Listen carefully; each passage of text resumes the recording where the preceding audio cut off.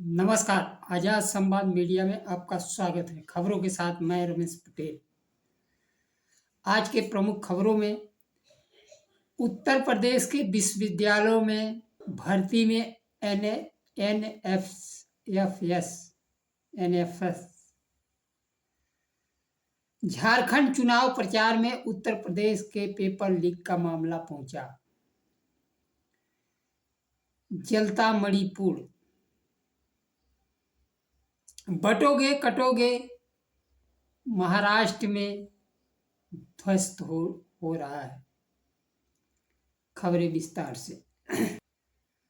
उत्तर प्रदेश के पूर्व मुख्यमंत्री अखिलेश यादव ने विश्वविद्यालयों में पीडीए के भर्ती के मुद्दे पर सरकार को घेरा। इलाहाबाद विश्वविद्यालय में कॉमर्स विभाग में शिक्षक भर्ती में हुई अनियमितता विवाद रुकने का नाम नहीं ले रहा है। समाजवादी पार्टी प्रमुख तथा पूर्व मुख्यमंत्री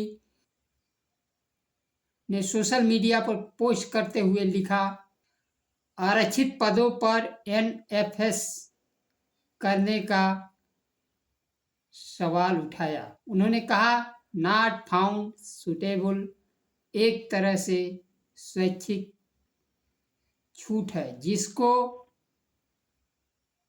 हथियार बनाकर भाजपा राज में कुछ प्रभुत्ववादी सोच के लोगों द्वारा पीडीए के हक अधिकार की हत्या की जा रही है और पीडीए के शब्दकोश में एनएफएस की नई व्याख्या नॉट फेयर सिलेक्शन जोड़ दी जाए। पीडीए को सामाजिक न्याय के साथ साथ शैक्षिक न्याय भी चाहिए। विभाग में सहायक प्रोफेसर के 28 पदों में से 9 पदों पर एनएसएफ घोषित कर दिया गया।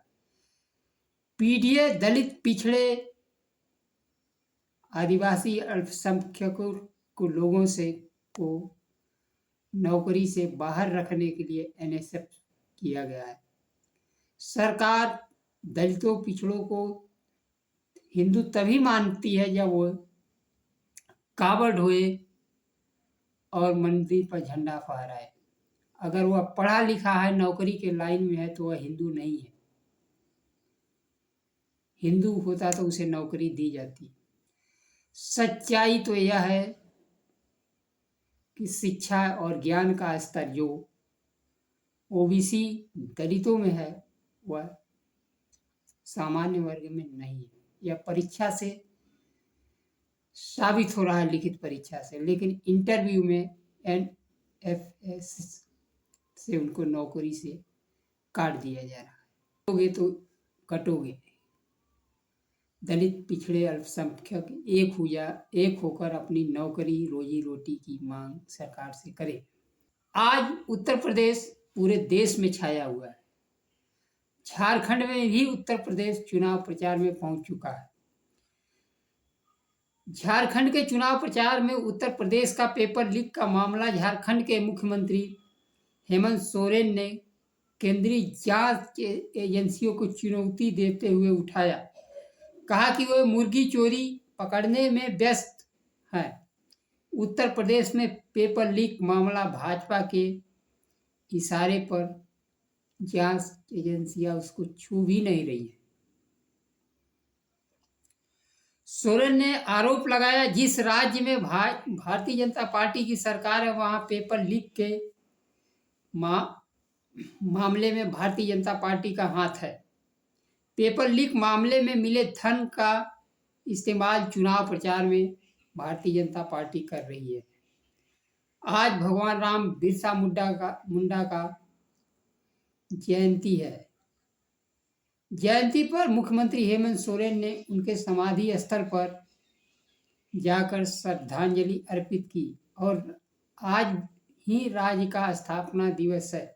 स्थापना दिवस की लोगों को शुभकामना दी। झारखंड के मुख्यमंत्री को हेमंत सोरेन को आज एक बड़ी जीत मिली। इंडिया गठबंधन कि सरकार द्वारा चलाया गया मैया योजना को झारखंड हाई कोर्ट ने दाखिल याचिकाओं को खारिज कर दिया। हाईकोर्ट ने कहा कि सरकार को योजना चलाने का अधिकार है। मुख्यमंत्री ने इस फैसले को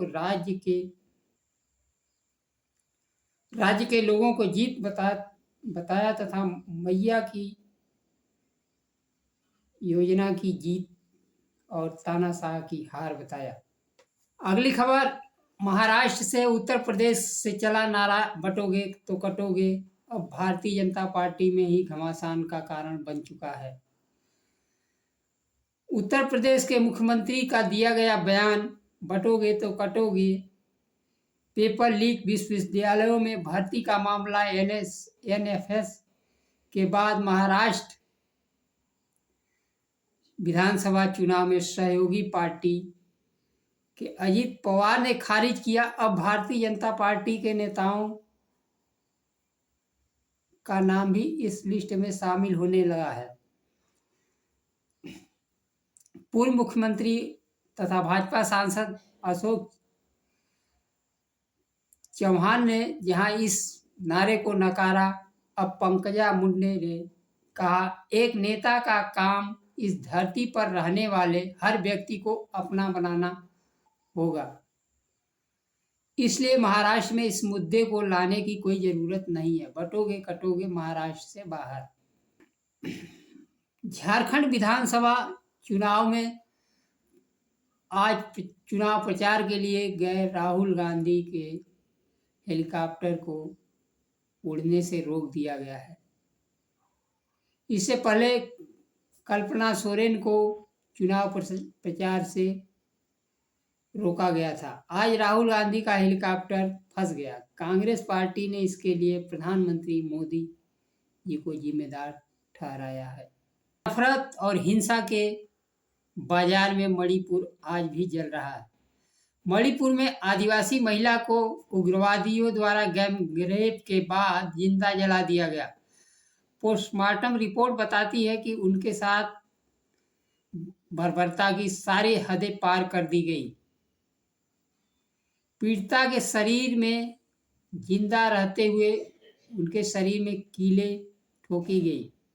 मणिपुर के जिरीबाम में 31 वर्षीय 3 बच्चों की मां के साथ रेप हुआ। उसके बाद उग्रवादियों ने गांव के घरों में आग लगा दी। वह जिंदा जल गई। उसका शरीर 99% जल चुका था। डॉक्टरों को उसके राख का पोस्टमार्टम करना पड़ रहा था। उस रात 17 घरों में लूटपाट करके आग लगा दी गई थी, जिसमें महिला की हड्डियां तक जल गई थी। शरीर बुरी तरह जल चुका था। उसके प्राइवेट पार्ट में सीमेंट नहीं मिला। सुरक्षा एजेंसियां तथा राज्य सरकार हत्यारों की पहचान और कार्रवाई नहीं होने पर गुस्सा भड़क गया। जिरीबाम में स्वदेशी जनजाति समिति ने केंद्रीय सुरक्षा का अनुरोध किया, लेकिन प्रधानमंत्री मोदी मणिपुर का म नहीं बोल पाते हैं। सुरक्षा कैसे देंगे? मणिपुर में हिंसा और गृह युद्ध जैसे हालात बुरे दौर की याद दिलाते हैं।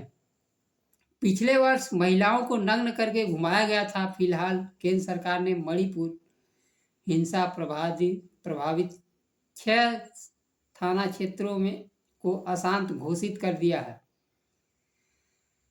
वहां जाति हिंसा के लगातार अस्थिर स्थिति को देखते हुए आफ्सा कानून लगाया गया है। पिछले वर्ष मई में जाति हिंसा में 200 से अधिक लोग मारे जा चुके हैं और हजारों लोग बेघर हो चुके हैं। पिछले वर्ष प्रधानमंत्री की मणिपुर हिंसा पर चुप्पी तोड़ने के लिए विपक्षी इंडिया गठबंधन ने लोकसभा में अविश्वास प्रस्ताव लाया गया है, ताकि प्रधानमंत्री मणिपुर पर कुछ बोल सकें। पिछले वर्ष से ही राज्य में राष्ट्रपति शासन लगाने की मांग की जा रही है, लेकिन प्रधानमंत्री जी आज तक इस मुद्दे पर चुप हैं। विपक्ष के सरकारों में जहां भारतीय जनता पार्टी राष्ट्रपति शासन चाहे बंगाल हो, तमिलनाडु हो, कहीं हो, पहले मांग करती है। लेकिन यहाँ तो मांग करने की बात दूर, 200 हत्याओं के बाद मुख्यमंत्री को दिशा निर्देश भी नहीं दिया गया केंद्र सरकार की तरफ से। जाति हिंसा में मैतेई और कुकी दोनों समुदाय प्रभावित है।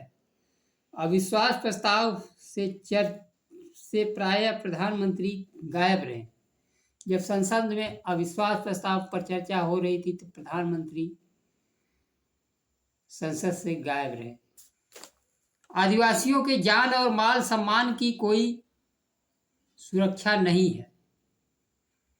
यह जाति की लड़ाई मणिपुर उच्च न्यायालय के फैसले के बाद शुरू हुई, जिस आदेश में सरकार से कहा गया कि मैतेई समुदाय को अनुसूचित जनजाति में शामिल करे।